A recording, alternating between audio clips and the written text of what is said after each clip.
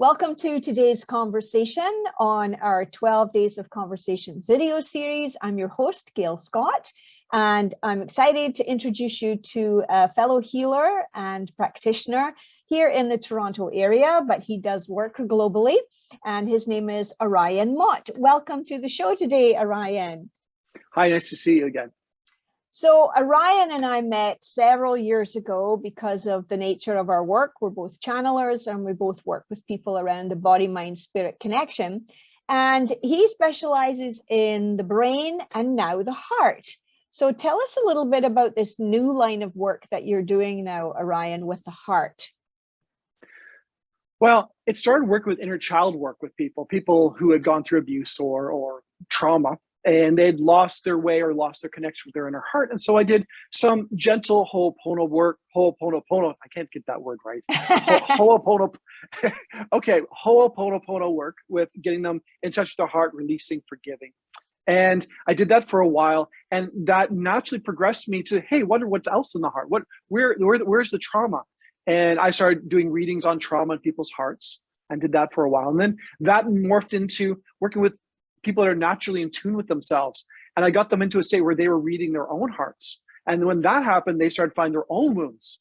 And that became very interesting because a lot of people think they know what their wounds are, but when they go in there, it's not what they think. They think, oh, it's my ex-husband, my narcissistic ex-husband. I get that one a lot, and they go in their heart and it's dad that never said, I love you. And when they find out that all their pain comes from dad, not their ex-husband, there's a big shift that happens, where they have this aha realization about what they've truly been caring about. And when they read their own hearts, it's so much different than someone else telling them what's going on with them. When they go in there and see what's there, they can't deny it. It's very in their face. This is what you're carrying. This is what you need to release. This is what you need to forgive. And this is where you need to own that hole in your heart or that crack in your heart. And talking about that with people that have had mental illness, specifically borderline schizophrenia. It's literally the energy of the heart is actually cracked right open. Literally, like they might have a physical heart that's working, but the emotional heart is cracked in half. And they have and that cracking is that break in the personality. Right. And an amazing amount of result with people who have mental illness, healing, giving permission to connect to that wound and heal that wound energetically, the personality starts coming back together. There's a huge sort of reformation that happens inside of them as they come back, and their personas that carried them through that mental illness is gone. So that was really interesting for me. You're really working at, a very, very different level of the body, mind, spirit connection compared to what we would see out there in the allopathic medical model. Because what I'm hearing you say is that the heart, which of course I know from the heart work I've done myself, like the heart is really the core.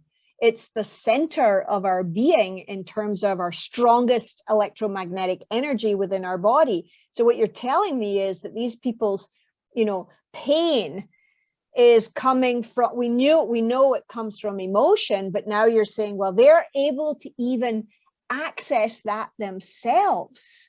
So what's that like for people when they discover those kinds of things? I set them up. I'm saying, okay, we're going to go into the deepest, darkest things ever inside of you. Are you ready? And as long as they say, yes, okay, we're good to go. I open the door.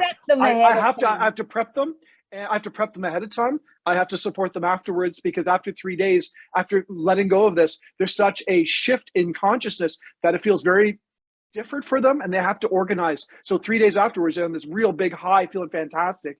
And then day 3, day 4, there's this huge drop. And it's just that 1% of 1% that's coming out of the heart, the last little bit of pain that's releasing. Right. And all I say to them is, treat yourself like a goddess or a god today. Like, just self-care, get your favorite cup of tea, go for a walk, do some yoga, just internalize and treat yourself great during that. And then that little cord snaps, that last little piece.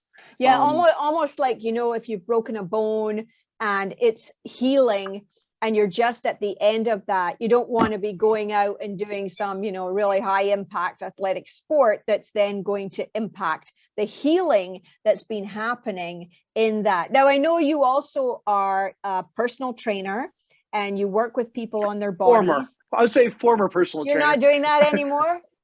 the healing is so much more exciting.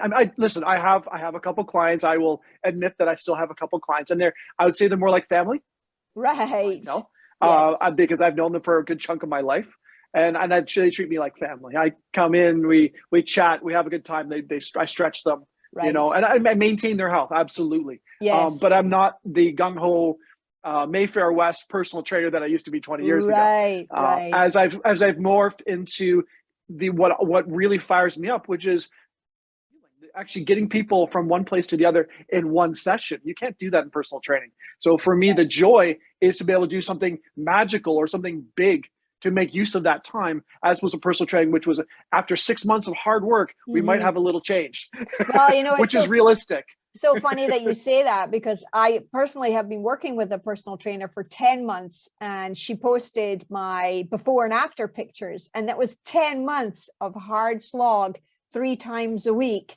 to get those chiseled abs and to get that definition in my body. So I understand what that's like. So now tell us a little bit of your background, because here you are now. We've heard everything that you're really into right now that's so present. But how did you come to begin to do this kind of work? What was going on in your life? Have you always been like this?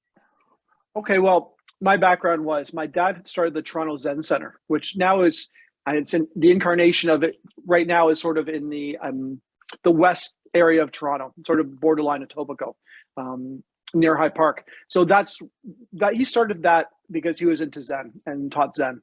And he also had a martial arts school called Cold Mountain School of Martial Arts. So I grew up in the dojo. I grew up doing Qigong and Tai Chi and Bagua and Eskrima Kali and every martial art guy that came in through the door. But also he brought in Ken Cohen, who is a famous healer, a shamanic healer.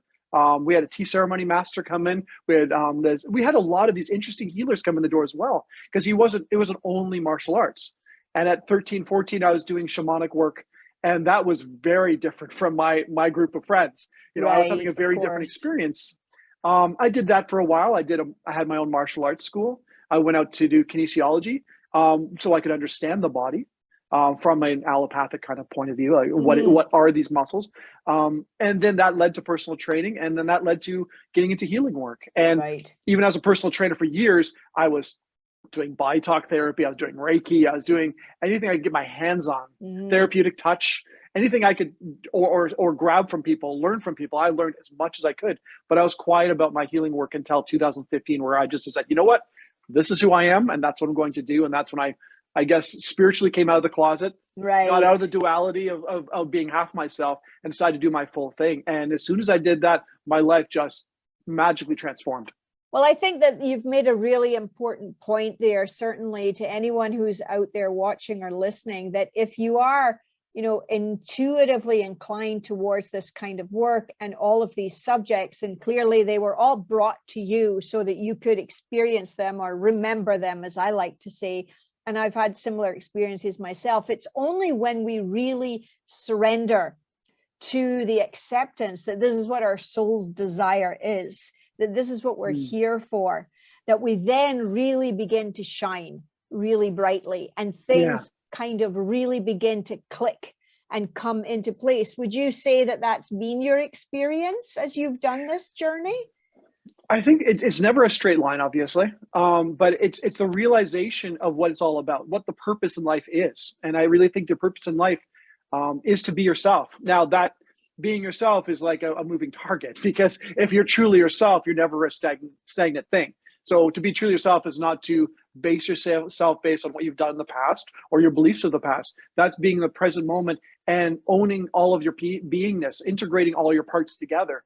And if that means today you're dancing and tomorrow you're singing, those are not incongruent from your sense of being. But a trusting the moment that singing and the dancing might lead to more poetry, that might lead to more writing, that might get over that writer's block to get you back into the thing you need to do. That's all part of that process. So it's about taking each moment and really enjoying that process of uniqueness of states of being and what you're inspired to do. And that actually will get you right on target of being yourself, where you need to be in the situations and relationships you need to be in.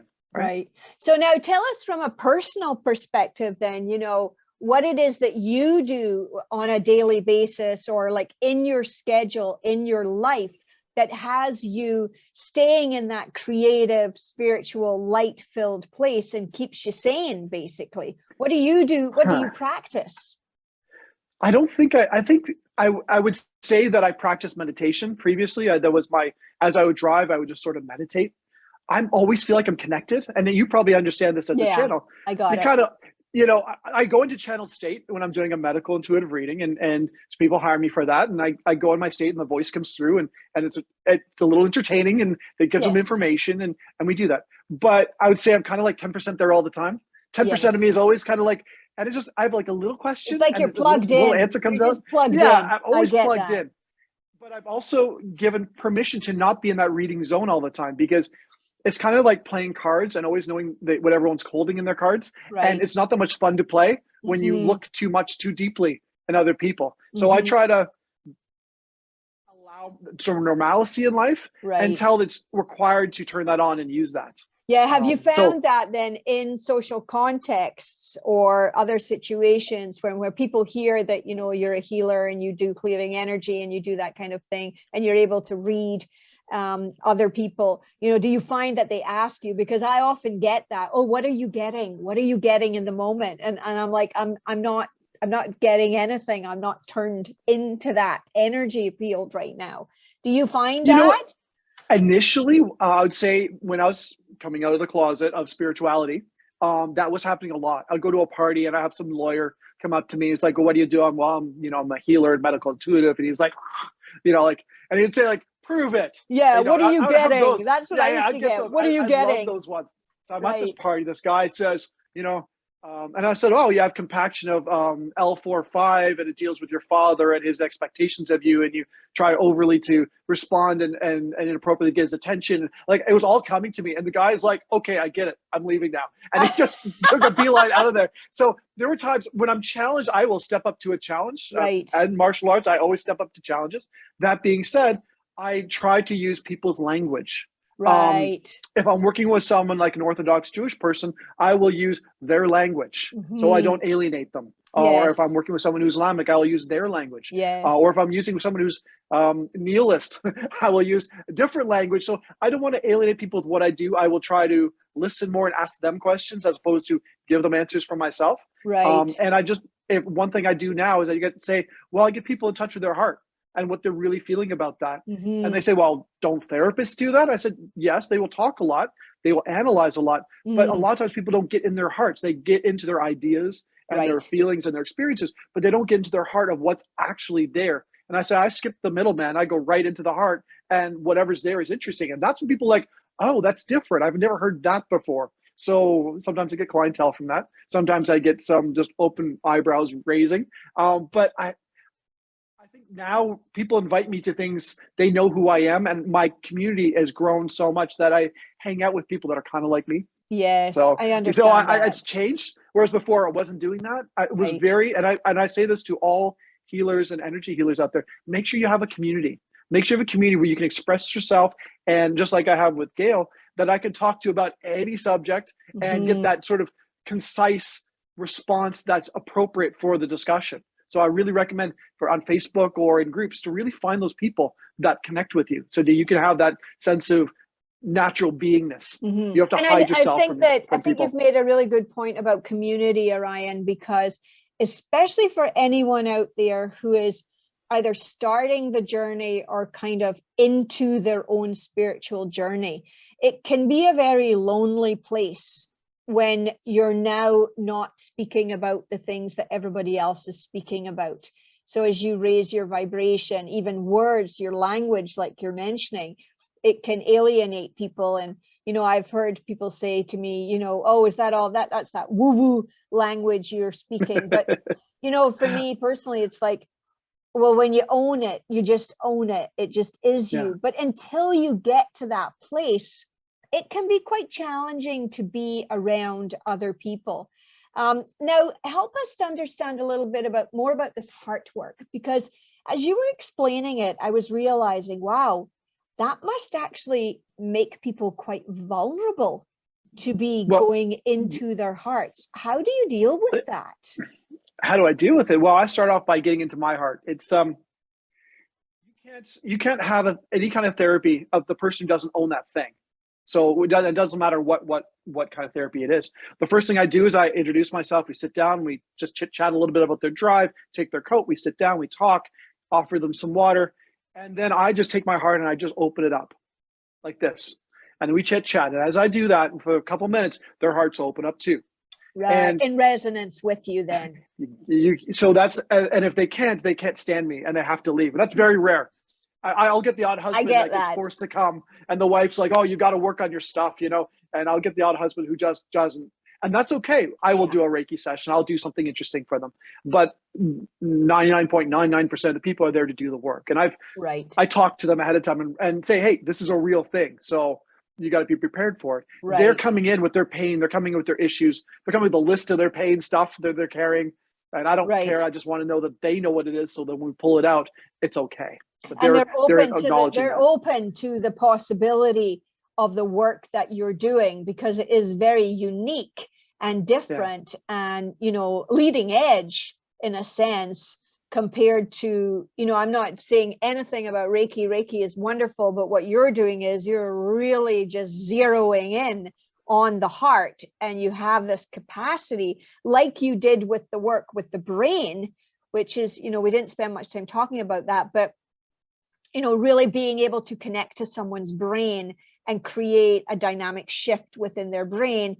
What I'm hearing now is you're able to do that with people's hearts. Is that right? So, yeah. And I'll just tell you something even more recently within the last few weeks. I won't say what disease, but a woman came in with a very traumatic disease that doctors are just like, I don't know. So we got her in her heart and we cleared all that stuff. And then we went down to her pelvic region where she was carrying all this stuff. And I had her read her disease. Wow. So you can read your heart. And now if you read your disease, that was eye-opening to all the stuff from childhood that she had not even that much conscious recollection of. It was so blocked out. But her body was saying, hey, this is a memory here. Hey, there's a memory here. Mm-hmm. And as we pulled it out of that, she said she felt the next day it was gone.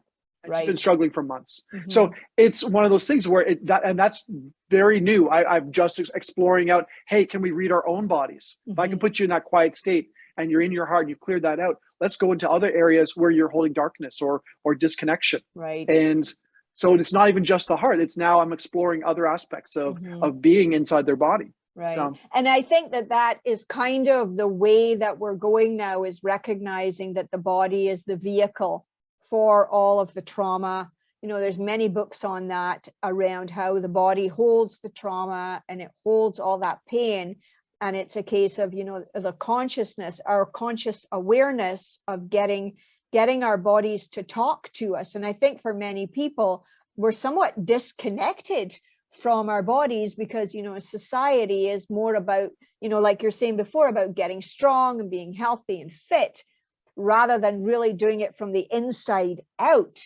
Do you find that people are still kind of that genre where they don't understand, this is all very new to them? Or are you finding that more and more people are really open to the idea that the body can be healed through this conscious awareness focusing action that you're doing? Okay, so I'll break that down. First off, the issues that we have here in the people in Toronto are we'll call the Canadian problem.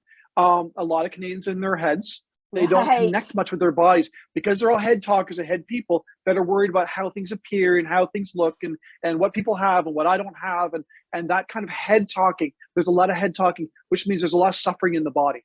Got it. If we're in a culture, let's say I have a lot of Jamaican friends. If you're in Jamaica, we're having a good time. Like we're gonna dance, we're gonna drink, we're gonna have a good time, and we're gonna be in our bodies, and we're gonna express our hearts and our love and our joy and our, you know. It's cultural specific. No, the yes, problems I we're never having would here have in thought Toronto. about that before. That's a really good point. You go to Italy and someone doesn't like you, they'll tell you right to your face. You know, They have no problem. They're not going to internalize that pain. They're not going to hold it inside their heart.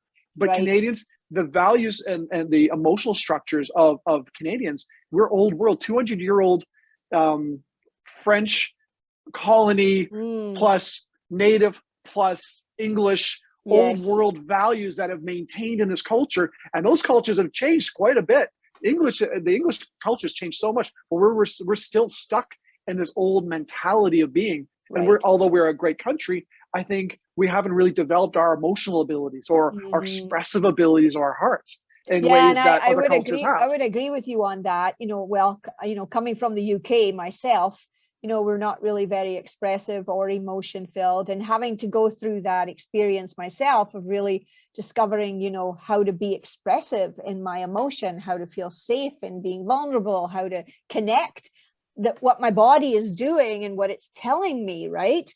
So you're saying that this particular practice that you have now, it takes one session. So One session. how is that possible? Because when you're doing Reiki, okay, and we'll just go back to the idea of Reiki, which I'm going to put my hands over your body. I'm going to channel a divine light, whether that's a divine light or my higher self or their higher self. Right. Lots of different ways of doing this. We're imposing something on them to make a change or a clearing. When someone goes into their stuff directly, they're changing their stuff. There's the ethics of them getting into their stuff. I'm just the garbage man. I bring up the garbage bag and they just toss the stuff out. That's it. That's all I say I'm going to do. I'm going to get you to throw your crap out if you want to. Right. And most often they want to.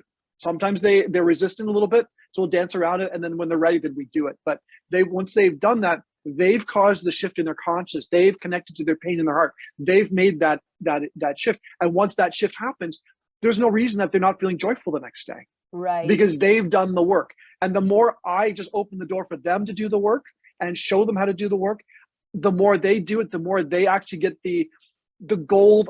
When you're digging through dirt to get to the gold, you're mining for gold, you got to pull all that dirt out of the way. All I'm doing is getting right to the bottom of that dirt so they can just grab onto the gold and skip a lot of pain and talking and feeling and ideas, and the mind tries to create hearing, things. You're really shifting a healing process that we've been in for a very long time, with the idea of talk therapy and mental health illness and all of that. And I imagine that this is an energy that is trainable, that people can connect to their own hearts and do that. And right now, it sounds like you are the conduit for these people who are coming to you who want this kind of work. So absolutely. And so, where can people find out more about this, about you? What's the best way for people to learn more about this? Well, I mean, this video is, I haven't talked much about this publicly. People come to my office with their pain. I'm like, oh yeah, I can fix that, no problem. But I haven't really put it out there. This is actually one of the first times I've talked about this in an open forum kind of way. So this will be on YouTube. So, absolutely. And it's also fairly recent. I mean, this has been evolving for 5 years now, but I'm sort of at this new stage where every time I do something, I've learned something new, and I take that new knowledge and I apply it to the next session. Right. So there's that development. The best way to reach me is my website, OrionMott, which is my name, orionmott.com. And the best way to do is send me a text message on my phone. It's on my contact page. Right. And that's the best way to reach me. I text a little bit back and forth, and we have a chat, and we make sure we're in a good flow, because I also recognize that although I'm good at triggering people's release, I also have to make sure we're in that same flow of expectations. Right. And I'll tell you what's interesting is how many people don't want to heal very quickly. They want to heal over a slow progression. They would take it easy. And I'm just like, well, why would just do it? Let's just fix it and skip this whole process. I don't believe in process. I believe in results. I'm an Aries. We just want to go in and fix it. Right. But I have to allow them to, and I've done the slow process. It's just, they have to ease them into, like, tip their toes in the water, so to speak, and then work their way. Well, I think it must be quite scary for people, especially thinking back to, the older energy of going through the trenches of, digging out all that mud that you were mentioning before, and kind of having to move it to the side and dealing with the body. And like, that's all old energy now compared to this beautiful healing process that you're bringing through for people. And so I can see why people would be hesitant and want to take their time, because they don't want to be, broken down or bowled over by this kind of experience. But it doesn't sound like that's what the experience is for people. No, the thing is, I get them, just like we can trust our body or trust our mind, you have to trust your heart, because as you're channeling your own heart, which is what we're doing. I mean, I'm putting my hands on their head, and I'm getting their head to listen to their heart is now in charge of their Right. whole body and their whole consciousness. It's the Mecca. So we approach the heart, and the heart's very kind. It'll be very kind in terms of how it gets you in touch with these things. And you just have to trust your own heart. And if you don't trust your own heart, you really can't do any healing work. You have to trust yourself. Trust your natural process. I definitely agree with that in terms of trusting yourself and trusting your heart, which I think we are lacking that quite significantly in our society. And so this is just amazing work that you're doing. Now, every guest who's come onto this show, I have approached them about this idea of sacred economics, which is really a different way of doing business. It's really a gift mentality, but it's not a gift mentality in that, I just get something and you give it. It's more about everybody has a win-win. So each person I've requested to kind of read about this a little bit and then think about what they might like to offer to the community. So what have you decided to do about that, Orion? Well, what I'd like to do is offer one of these healing sessions to one of your listeners or to whoever watches the recorded thing later, right. To contact me. And all I would ask is that, because I haven't done this, I would like to just interview them ahead of time about what they want to work on. I will not show the process because that's a personal thing. But if I can get a testimony on the other end of it, so I can put it on my website, because I'm actually promoting this now because I'm at a point where I'm doing so much of this, I have to start really letting the world know. Beautiful. So it would be an exchange where I get their testimonials and they get the work. Right. So for the first person that reaches out, that's what they'll get. Right. And so this is like a 2-hour process. Now, does this person have to be in Toronto? So if I have somebody listening from Vancouver Island, can they do it remotely with you? I can do it remotely. It's always faster in my office. I personally, I'm a hands person. I like to work with people. I like to have them in my office in Toronto. Right. But that being said, I can do it at a distance. Okay. As long as they have, earphones and they have a quiet place and there's not a dog barking and there's not distractions. Some of those things, absolutely, I can do it at a distance. Beautiful, beautiful. So that's fantastic. So as part of this process with each of these interviews, I made a commitment that I would match whatever somebody offered. And so I was thinking about it today for this one. And I think what I'd like to offer is something a little different. So my community who's been supporting me with these videos and my meditation series, I'm so grateful to them all. And what I'd like to offer is actually a group session. It would be a 1-hour workshop, and it would be about connecting more to your heart with setting intention for each and every day, and especially moving forward into 2022. So I'm setting up this workshop day and time for January 7th at 7 p.m. So if anyone is interested in that and you would like to participate, there will be no cost, but just like Orion, I would like a testimonial after the event so that I can have a list of testimonials of people who've gone through this experience so that I too could put it on my website. So if that's something that you're interested in participating in, or you would like to know more about what Orion's doing, then all you have to do is text me at 416-358-1457. That number again is 416-358-1457. Tell me that you love sacred economics, and then let me know if you're interested in either Orion's offering or mine or both. So Orion, as we're closing up here, what is one thing that you would say to people now moving into 2022? And, you're really focusing in on heart energy, love energy, connecting the body and the heart. What's one thing you would say to the audience of, here's something practical that you could do on a daily basis that would assist them to be more connected to their heart energy?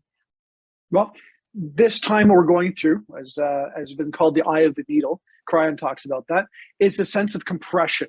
Everything that you've been carrying on the back burner or in the subconscious is coming to light right now. Yes. And so people are being very affected by their experiences and all that stuff. And the one thing I would say to people is to acknowledge that you aren't your experiences. You are something separate from your experiences. Experience are things you have, but experiences aren't things you are. To make sure that you maintain your connection with your heart when you're around people that have, I'll say, up and down energy. Right. You have good and bad in energy in a room. You don't draw pain from people. You don't process their pain. You connect to your own heart in those situations so that you're making sure that you're being tuned into yourself, and you allow the experiences to transpire. as they will, as you keep that connection with your own heart. Right. So that's what I would say. Really then giving people the ability to have their own self-awareness, be the observer of themselves in any kind of situation, and then really accessing that heart energy to bring their own energy back into themselves to make sure that they're not being impacted by other people, and that those experiences that they're having, it's not that that's who they are. It's an experience that they're having, and they are actually, you know, we know divine love, divine energy. Yeah. So this has been fantastic. It's wonderful to see you again and to have this conversation. I know we could talk for hours, but I'm so very grateful for your time today. And if you are interested in knowing more about Orion, please do check out his website at orionmott.com. And if you're interested in seeing us talking again, there is an interview around trance channeling that Orion and I did a few years ago on the media page of my website, boseinternational.com. So thank you very much for being here. Thank you for listening and watching. And if you enjoyed this, please do like, share, and subscribe to the channel and to these videos. And until next time, be well, and thank you so much for being here. Thank you so much.